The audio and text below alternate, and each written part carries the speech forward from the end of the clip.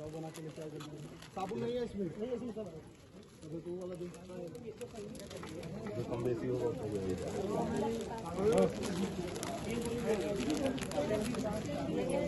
भैया जी की उपस्थिति से सभी हमारे दादा दादी के मन हर्षित हो रहे हैं और भैया जी के जो प्रयास हो रहे हैं व्यक्तिगत सभी के पास पहुंच के खुद अपने हाथों से उन्हें अपने जन्मदिन का गिफ्ट प्रदान कर उनके आशीर्वाद ले रहे हैं।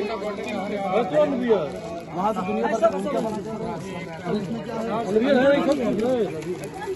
गमछा नहीं है इसमें, गमछा नहीं है वहाँ वृद्धा आश्रम में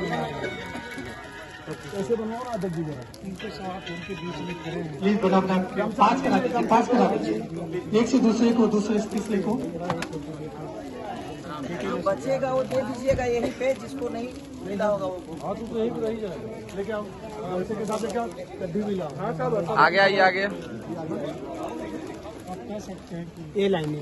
हाँ अभी ये लाइन आएगी। कृपया सभी दादा दादी सहयोग करेंगे। जी भी डालो पीछे हो जाइए आप लोग।